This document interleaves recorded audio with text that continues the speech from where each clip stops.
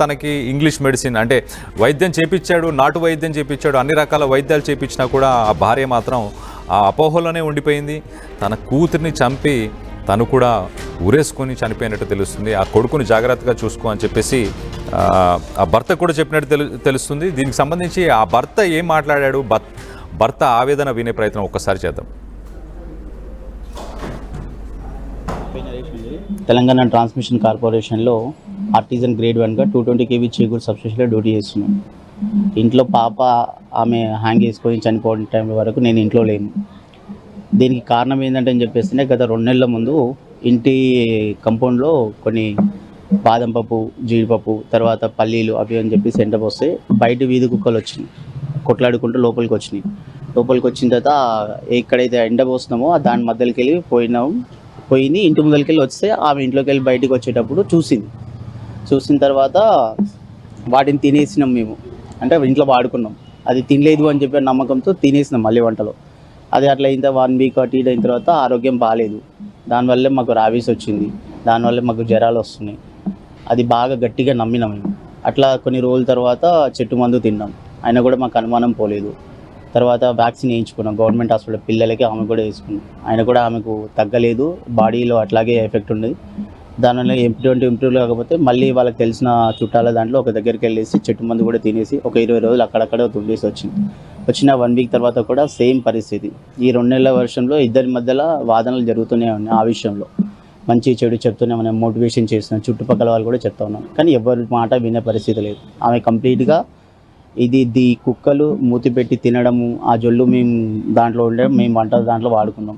దాని నుంచి మాకు ఈ రోగాలు రావడం చేయడం, నేను ఉండలేను, నేను చనిపోతా, నా బాడీలో నాకు కంట్రోల్ అవుతలేదు, పిల్లలు సరిగ్గా తినట్లేదు, నేను తినట్లేదు, ఏదో ఒక రోజు నేను చనిపోతా అని చెప్పి అట్లా 2-3 సార్లు నాతో మాట్లాడుతూనే ఉంది.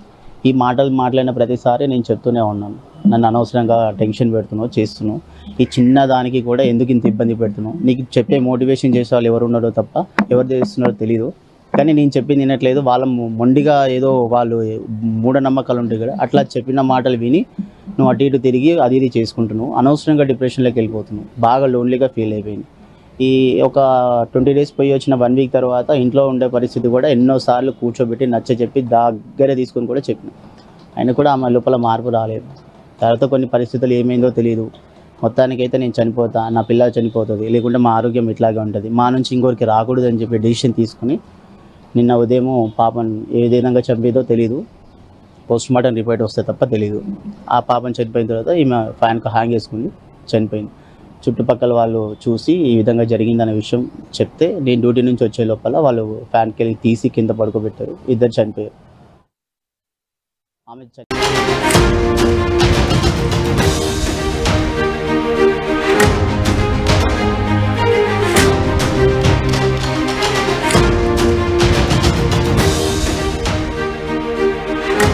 బ్రేకింగ్ న్యూస్ చూస్తున్నాం.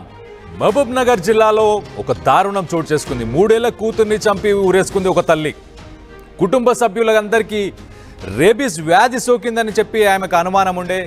ఇటీవల కాలంలో ఆమె ఇంటి ముందు కొన్ని పల్లీలు ఆరబోసినప్పుడు ఒక కుక్క వచ్చి తినింది. ఆ కుక్క ఎంగిలి తినడంతోనే రేబీస్ వచ్చినట్టు మతిస్థిమితం.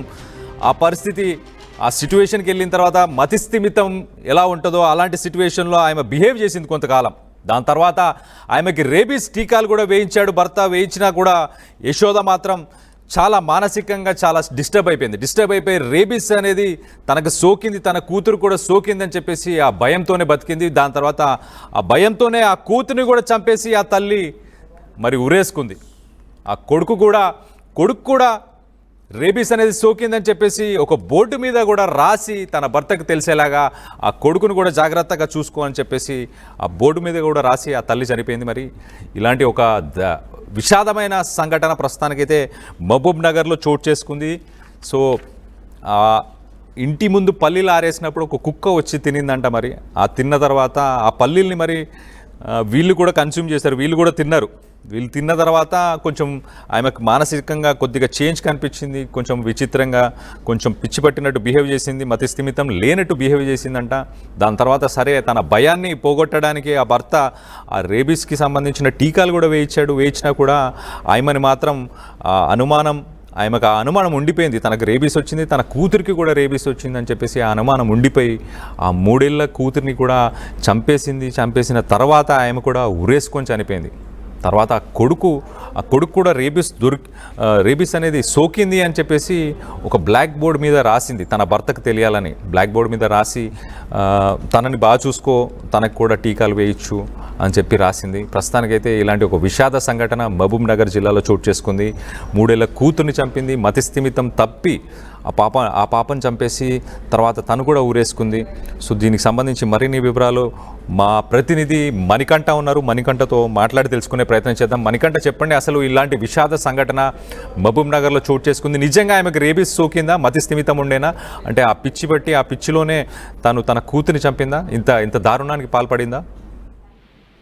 మహబూబ్ నగర్ జిల్లాలో అనుమానం పెనుభూతమైంది. ఆ అనుమానమే కన్న కూతురుని చంపేలా చేసి తాను కూడా ఆత్మహత్య చేసుకునేలా చేసినటువంటి ఘటన జిల్లాలో కలకలం రేకెత్తిస్తున్నటువంటి పరిస్థితి.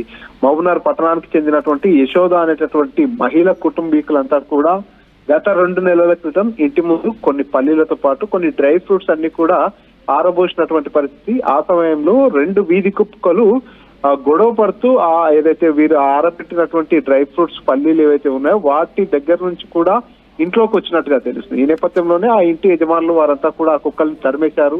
ఆ తర్వాత అవే పల్లీలు అవే డ్రై ఫ్రూట్స్ తో వారంతా కూడా వంటకాలు తీసుకొని తిన్నారు.